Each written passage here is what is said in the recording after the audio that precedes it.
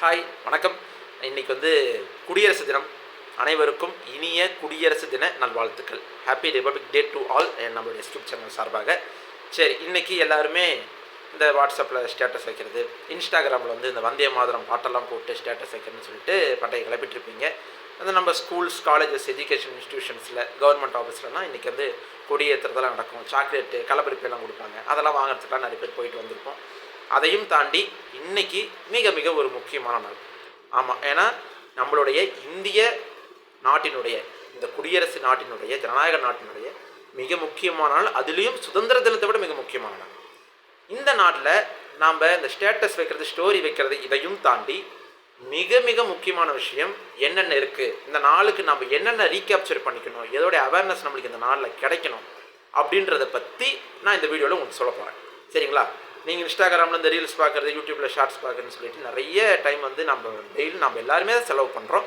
அதில் இந்த மாதிரியான ஒரு சில நல்ல விஷயங்களை நம்ம தெரிஞ்சு வச்சுக்கிறதுல தப்பே கிடையாது. அதனால் இந்த வீடியோ ஒரு 3-4 நிமிஷம் வரும், அவ்வளோதான். அதனால் இந்த வீடியோ ஃபுல்லாக பார்த்து இந்த ஒரு நாலேஜ் கெயின் பண்ணி வச்சுக்கோங்க. கண்டிப்பாக அது உங்களுக்கு யூஸ் ஆகும். ஏதோ ஒரு மூலையில் இப்படி போட்டு வச்சுக்கோங்க. சரிங்களா? சரி, ஓகே. நாம் இன்றைக்கி ஃபஸ்ட்டு குடியரசு தினத்தில், குடியரசு அப்படின்னா என்ன? குடியரசு அப்படின்னா குடிமக்களின் அரசு. அவ்வளோதான், சிம்பிளாக. குடிமக்களின் அரசு தான் குடியரசு. மக்களால், மக்களுக்காக, மக்களே தேர்ந்தெடுத்த மக்கள் பிரதிநிதிகள் மக்களை ஆளணும்னு சொல்லிட்டு இந்தியன் கான்ஸ்டியூஷன், இந்திய அரசியலமைப்பு சட்டம் இருக்கு இல்லையா, அது இயற்றப்பட்டு அமலுக்கு வந்த நாள் தான் இன்னைக்கு. ஒரு காமெடியாக சொல்லணும்னா, நம்ம தெரி படத்தில், விஜய் அண்ணா படத்தில் பார்த்தீங்கன்னா, தெரி படத்தில் by the people, for the people, of the people அப்படின்னு சொல்லிட்டு ஒரு வார்த்தை வரும். அதுதான் அந்த by the people, for the people, of the people தான் இன்றைக்கி நாளுக்கான அர்த்தமே. அதை இந்தியன் கான்ஸ்டியூஷன் மூலிமா அமல்படுத்தின நாள் தான் இன்றைக்கி.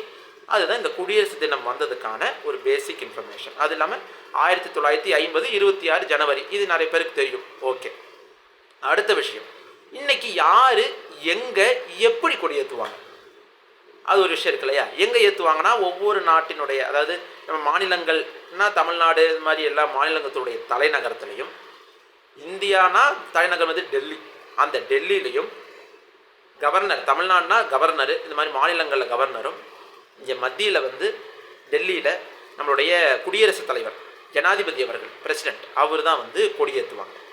சரி, ஓகே. அவங்க எங்கே ஏற்றுவாங்க அப்படின்னா, தமிழ்நாட்டில் பார்த்திங்கன்னா நம்மளுடைய செயின்ட் ஜார்ஜ் அப்படின்னு சொல்லிட்டு ஒரு கோட்டை இருக்குது, அங்கே கொடியேற்றுவாங்க. நம்மளோட டெல்லியில் பார்த்திங்க அப்படின்னா குடியரசு மாளிகை, அதாவது ஜனாதிபதியுடைய மாளிகைக்கு முன்னாடி கொடியேற்றுவாங்க. சரி, கொடி ஏற்றுறது எந்த மெத்தடில் ஏற்றுவாங்க அப்படின்னு சொல்லி பார்த்தீங்கன்னா, கொடி கம்பத்தோட உச்சியில் கொடி கட்டப்பட்டிருக்கும். அதை நம்மளுடைய ஜனாதிபதி அவர்கள் அவிழ்த்து விடுவார். கொடி பட்டொலி வீசி பறக்கும். இதில் நான் இதே ஸ்பெசிஃபிக்காக சொல்கிறேன் அப்படின்னா, சுதந்திர தினத்து அன்னைக்கு நம்மளுடைய கொடியை கீழேருந்து மேலே ஏற்றுவாங்க. கீழே கட்டப்பட்டிருக்கோம், கீழேருந்து மேலே ஏற்றுவாங்க. மேலே ஏறினதுக்கு அப்புறமேட்டு அது பறக்கும். ஆனால் குடியரசு தினத்தன்னைக்கு மேலேயே பறக்கும். ரீசன் என்னன்னா, குடியரசு அப்படின்றது சுதந்திரத்துக்கு அப்புறமேட்டு தான் கிடச்சிச்சு. அப்போ சுதந்திரம் அப்படின்றது என்ன அப்படின்னா, நாம் ஆங்கிலேயர்கிட்ட இருந்து ரத்தம் சிந்தி கஷ்டப்பட்டு கீழேருந்து மேலே நாம் பட்டொலி வீசி பறந்தோம். அதனால தான் சுதந்திர தினத்தன்னைக்கு கொடியை கீழேருந்து மேலே ஏற்றுறாங்க. ஆனால் குடியரசுன்றது என்னது? நாம் சுதந்திரம் அடைஞ்சிட்டோம், நாமளே ஆட்சி செய்கிறதுக்கான ஒரு அரசியல் அமைப்பை நாமளே ஏற்படுத்திக்கணும், நாமளே ஒரு ஜனநாயக நாடாக மாறிக்கணும், நம்மளுடைய கலாச்சாரத்துக்கு ஏற்ற மாதிரி நம்ம மாற்றிக்கணும் அப்படின்னு சொல்லிட்டு நம்மளுக்காக நாம் அமைச்சிக்கிட்ட ஒரு ஜனநாயகம் தான் நாம் அந்த கொடியை மேலேருந்து பறக்க வரும். ஓகேங்களா? அதே போல் சுதந்திர தின அன்னைக்கு பிரதமரும் முதலமைச்சரும் தான் கொடியேற்றுவாங்க. நம்மளுடைய பிரதிநிதிகள், நம்மளுடைய சுதந்திர தலைவர்களுக்காக நம்மளுடைய சார்பாக சுதந்திர தின அன்னைக்கு இந்த கொடியை பறக்க விடுறது சுதந்திர தினம். ஓகேங்களா? குடியரசு தினத்தன்னைக்கு ஜனாதிபதியும் கவர்னரும் தான் கொடியேற்றுவாங்க. இது ஓகேங்களா? இந்த விஷயங்கள். அடுத்து, குடியரசு தினத்தன்னைக்கும் சுதந்திர தின அன்னைக்கும் இந்த கொடியேற்றுறாங்க இல்லையா, கொடியேற்றும் போது இந்த ஆரவாரங்களோட ஒரு விழா மாதிரி ஒன்று நடக்கும். ஆனால் சுதந்திர தின அன்னைக்கு அது நடக்காது. ஜனாதிபதி இந்த ஈவெண்ட்டில் குடியரசு தினத்தன்னைக்கு தான் இது நடக்கும்.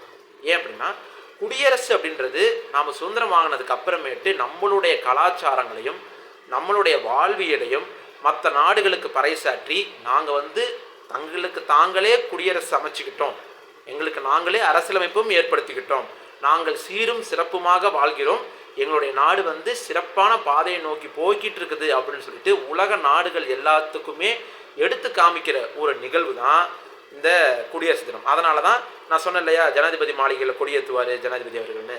அப்போ அங்கே இருந்து இந்தியா கேட்டு வரைக்கும் ஒரு பெரிய ஆரவாரமே நடக்கும். ஃபுல்லாக வந்து இந்த ஒவ்வொரு மாநிலத்தினுடைய கலாச்சாரத்தை எடுத்து வைக்கிறது, இந்த ஆர்மிஸ் இருக்காங்களா, ஆர்மி, நேவி, இந்த மாதிரியான ஒவ்வொரு இராணுவ படையிலிருந்தும் அவங்களுடைய சிறப்பை வந்து காமிக்கிறது, இது எல்லாமே வந்து நடக்கும். ஓகேங்களா? நம்மளுடைய பறைசாற்றுறது, நம்மளுடைய கலாச்சாரத்தையும் நம்மளோட அரசியலமைப்பையும் பறைசாற்றுறதுனால தான் இன்றைக்கி. ஆனால் சுதந்திர தினம் அப்படின்றது நம்மளுடைய நாட்டுக்காக உயிர் தியாகம் செய்த அந்த தலைவர்களை, சுதந்திர போராட்ட தலைவர்களை வந்து நினைவில் கொண்டு அவர்களுக்கு நன்றி செலுத்துகிற நிகழ்வு தான் சுதந்திர தினம். அதனால் இன்றைக்கி சுதந்திர தினத்தை விட மிக முக்கியமான நாள் இன்றைக்கி. ஆனால் நம்ம இன்றைக்கி எல்லாருமே இதை கண்டிப்பாக செலிப்ரேட் பண்ணலாம். அதே போல் ஜனநாயகத்தினுடைய முதல் கடமை ஒவ்வொருத்தருக்கும் என்ன அப்படின்னா வாக்குரிமை, ஓட்டு போடுறது. அந்த ஓட்டு போடுறது மிக மிக முக்கியம். 18 வயசு முடிஞ்சிருந்துச்சு அப்படின்னா எல்லாருமே வந்து இந்த ஓட்டர் ஐடியெல்லாம் அப்ளை பண்ணி வாங்கி வச்சுக்கோங்க. அப்ளை பண்ணி வாங்கி வச்சவங்க யாருக்கு எப்படி ஓட்டு போடணும், நம்மளுக்கு யார் நல்லது பண்ணுவாங்க, ஏன்னா நம்மளுடைய ரெப்ரசன்டேட்டிவ் தான் அவங்க. நம்மளுடைய தேவைகளை பூர்த்தி செஞ்சு நம்மளுக்கு தேவையான கோரிக்கைகளை போயிட்டு நம்ம சட்டமன்றத்திலும் சரி நாடாளுமன்றத்திலும் சரி நம்மளுக்காக எடுத்து பேசக்கூடிய ஒரு ஆள் தான் வந்து நம்ம எம்எல்ஏவோ எம்பியும். ஸோ அவங்கள தேர்ந்தெடுக்கும் போது ரொம்ப கவனமாக யோசித்து முடிவு பண்ணுங்க. ஏன்னா வாழையடி வாழையாக நாங்கள் ஒரே கட்சிக்கு தான் போடுறோம்னு சொல்லிட்டு போனவொடனே நேராக போய் இப்படி குத்திட்டு வந்துடக்கூடாது. இந்த ஓட்டுன்றது ரொம்ப ரொம்ப முக்கியமான விஷயம். நம்ம கண்ணை வச்சு நம்ம கையை வச்சு நாமளே குத்திக்கிற மாதிரி நம்ம பண்ணிகிட்ருக்கோம். அதெல்லாம் பண்ணக்கூடாது. யோசித்து பொறுமையாக நிதானமாக நம்ம வந்து முடிவெடுத்து இந்த ஓட்டை வந்து போடணும். ஏன்னா 5 வருஷம் நடந்திருக்கும். அந்த கடைசியாக 1 மாதம் நடக்கிற பிரச்சாரத்தில் அந்த 5 வருஷத்துமே மறந்துடுவோம், திருப்பியும் அவங்களுக்கே போட்டுருவோம்.